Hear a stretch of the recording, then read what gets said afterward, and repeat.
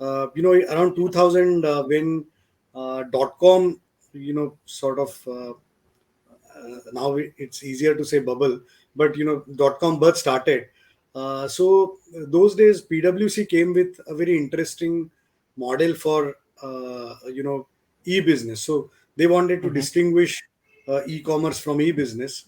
you know E-commerce essentially was just buying and selling online, whereas e-business is incorporation of all net-based technologies, which is now sort of getting replaced by digital technologies. Incorporation of all net-based technologies, so that you can become, or you are fit to operate in a e-business environment. Okay, and they talked about the evolution, in four phases. Okay, Mm-hmm. first phase was pure presence. So organizations came onto the internet and established initially static websites, then of course more dynamic websites, etc., etc. But they were largely content driven. So that means, it was a monologue by organizations talking and sharing, what they were, what their product and services were, and giving that information to, various stakeholders, customers, vendors, investors, everybody.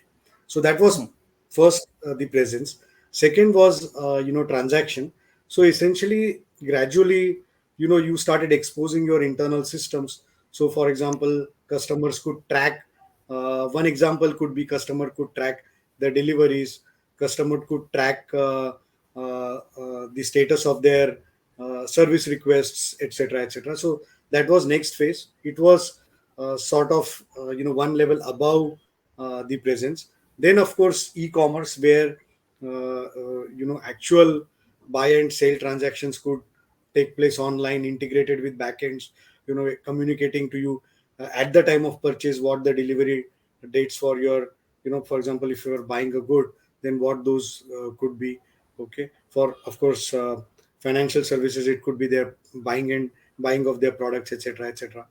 And then fourth would be integration, where they talked about integration of supply chains across, across and beyond the boundaries of organization. So it would be, they had envisaged that, that it would be supply chains that would compete against each other, rather than just the front end organization, which is ultimately selling it to the consumer.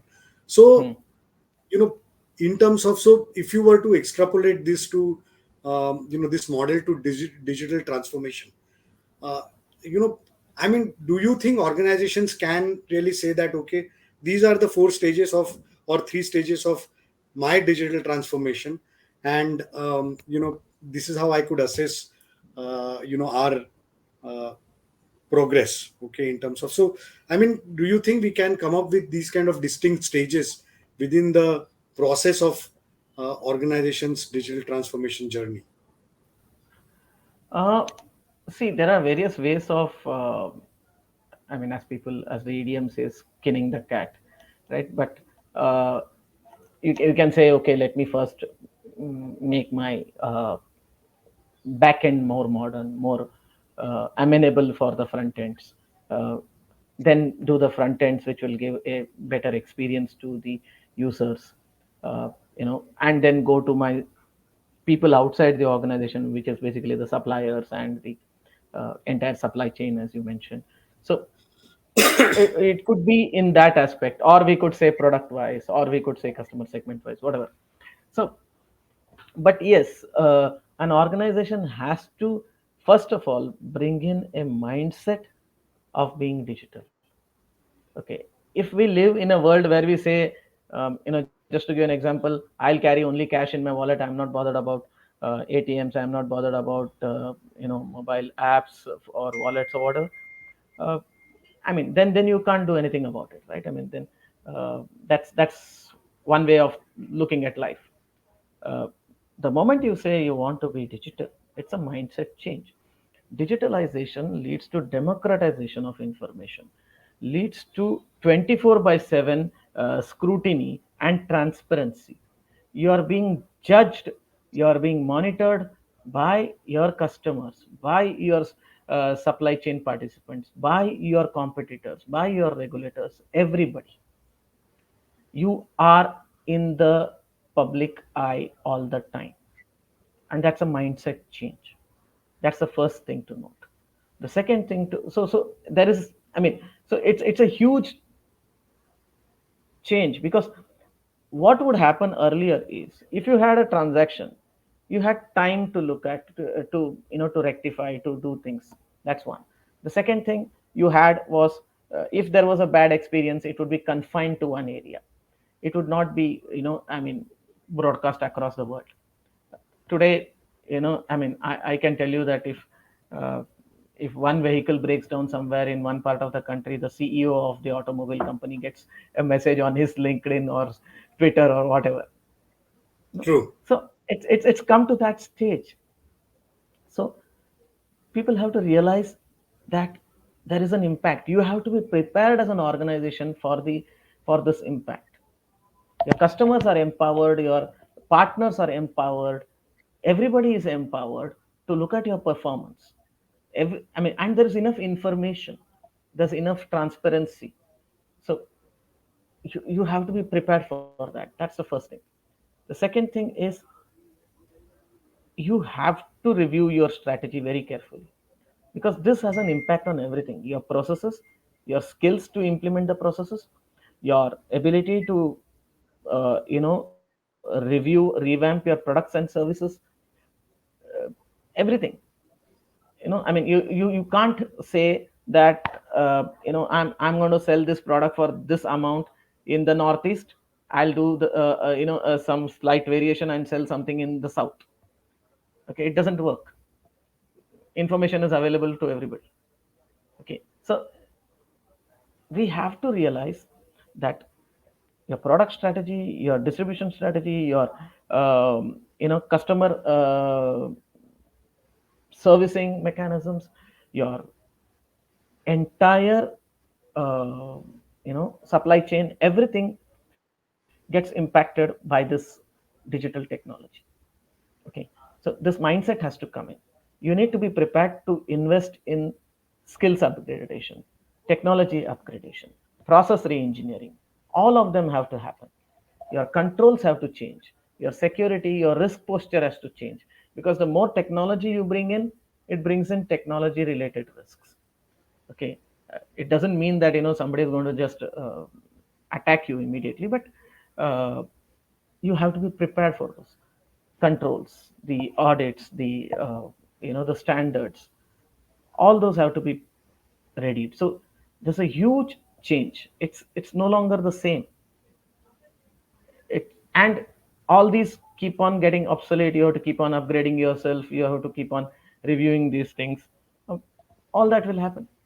So it is a fundamental shift for the organization, and the organizations have to be prepared right from the top till the bottom to embrace these changes.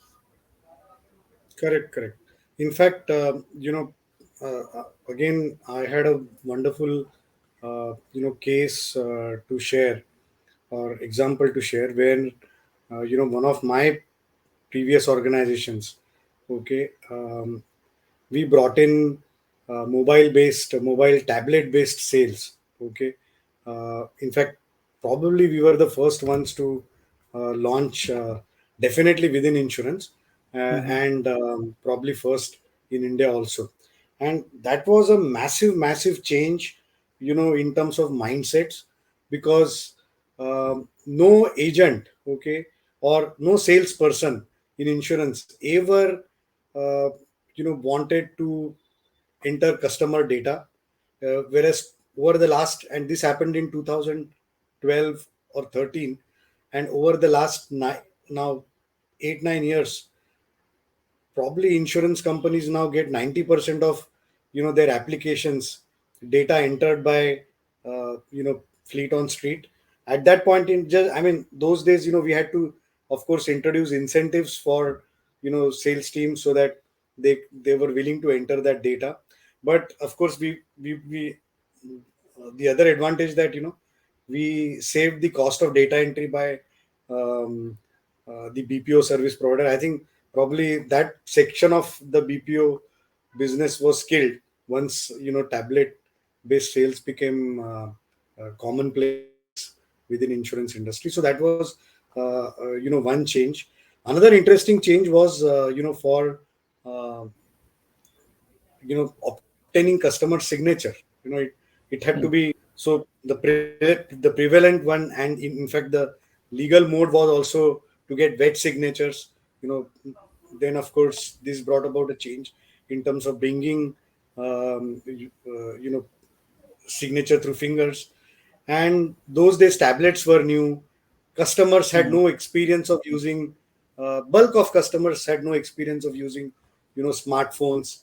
So even customers had to change. So, and of course across uh,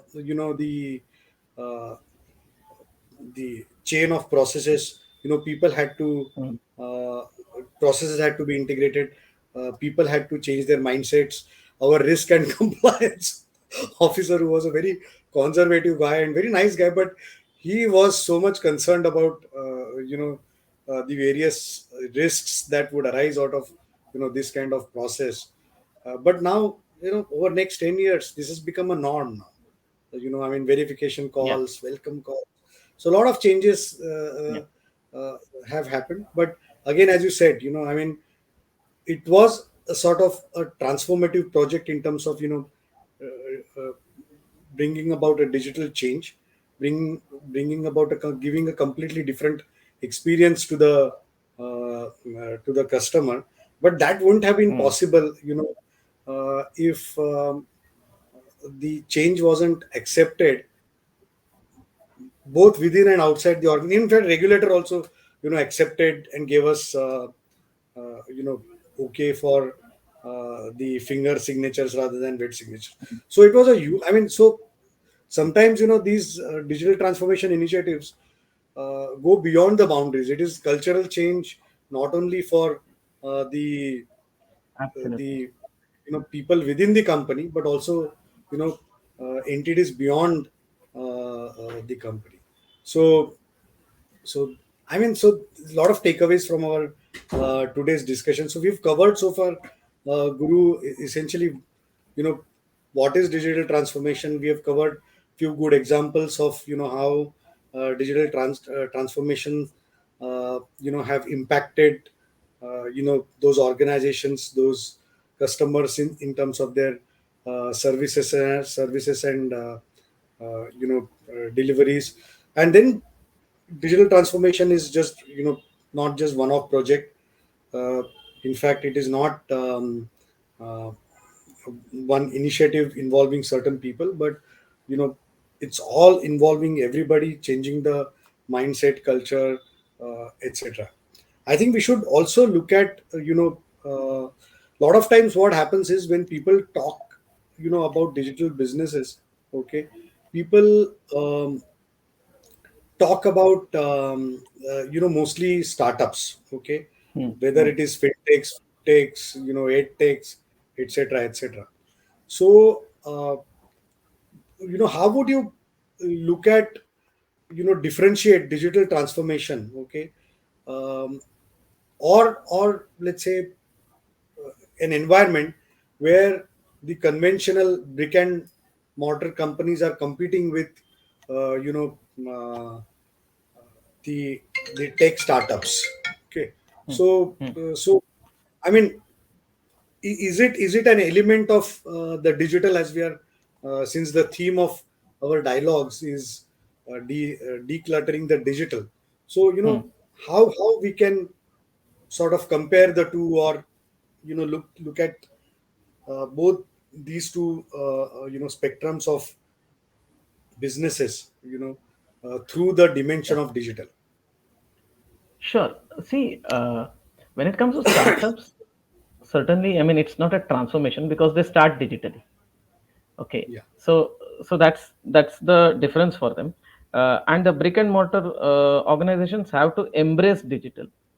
Um, at the same time, the brick and mortar companies had, or the incumbents, I should say, rather than just calling them brick and mortar, The incumbents have and have had the advantages of a track record. I mean, a huge brand name, a customer franchise, product and process and service skills, all that, right? So what they do not or what they did not have was this ability to leverage technology easily, uh, which is okay. I mean, uh, that's one area which the incumbents needed to work on, whereas the startups had the ability to do that, and they had the skills. I mean, they had the ability to, as we call it, I mean, do a lot of experiments and fail fast, kind of a situation.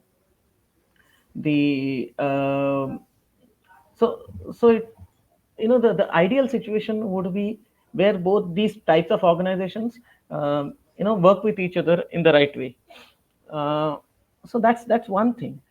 The other factor is that it is not necessary that in all situations startups and incumbents are working in the same space. They could be, incumbents could be in a totally new space. They may be defining a new space totally. Okay. They may not necessarily be defining an existing one. Now, I mean, all the digital payments that have happened, right? There was no digital money earlier. It was NPCI which brought out the digital payments.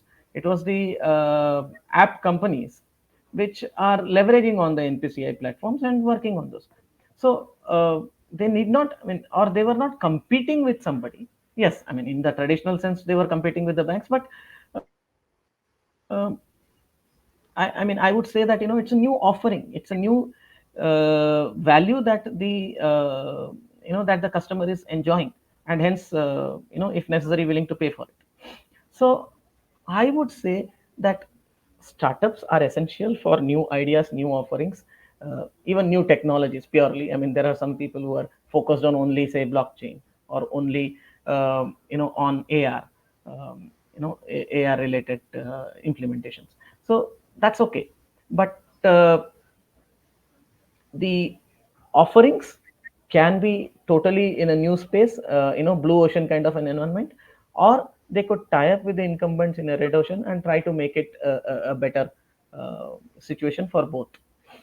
So, I mean, I would say that both types of players can exist in in the environment, and they have their own advantages. And But sometimes, I I don't feel think that. it.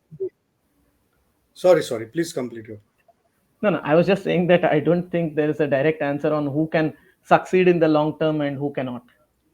No, and then, sometimes I think we tend to glorify startups a lot. In fact, you know, recently I was just having a conversation with one of an insurance industry colleagues, and he was impressed with with his motor insurance policy that he bought from a new insurer who's completely digital. Okay, I mean, in my opinion, if India first, uh, 10 years back, if we had an opportunity, then or let's say digital transformation, those days, I mean, nobody called it, first of all, digital transformation, Digital, yeah. or fintech or insurtech business. But essentially, India first was largely a, while we sold our products through banca, uh, Mm, it was a largely a digital business model. Okay, the way I look at it, now. So sometimes we tend to glorify these new ventures, and we tend to also sort of demean the conventional incumbents, mm, by saying that, oh, they have to go through digital transformation to compete with fintechs and insurtechs, or whatever techs of this world.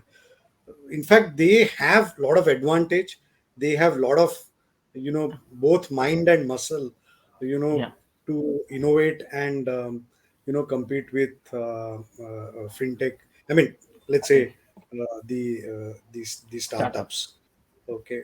So yeah, so that's the one debate that keeps keeps going on. Yeah, Now, something which is very visible to the users becomes glorified. I mean, if you see an app, if you see an immediate gratification, that becomes glamorized or glorified.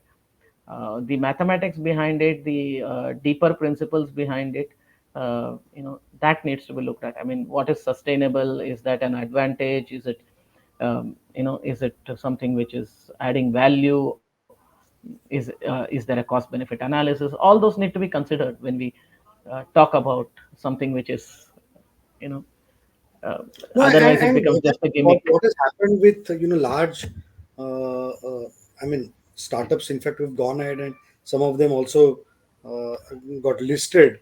Okay, ultimately, people are realizing that probably, in certain cases, of course, in certain cases, 100% digital business model is going to be feasible, but in certain cases, 100% digital model is not going to be feasible and practical.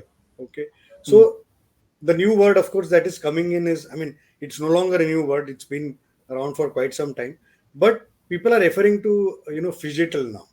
Okay, so a combination of physical and digital business model. So again, obviously, the incumbents, okay, have a lot of advantage there of strong, physical presence, and by bringing in the digital, um, I mean, bringing in the change and speed, and then deploying digital solutions, okay, to for their customers, is obviously going to give them advantage. I personally see that there is going to be a lot of acquisition of startups by larger, you know. Physical or the incumbent players, okay, to consolidate their position, uh, especially considering that in the next 12 to 18 months we are going to see a very challenging times, okay, at least in developed economies. So let's see what happens in developed economies, particularly this play between the startups and the incumbents. Probably India could still be a very thriving place for startups, considering the state of Indian economy.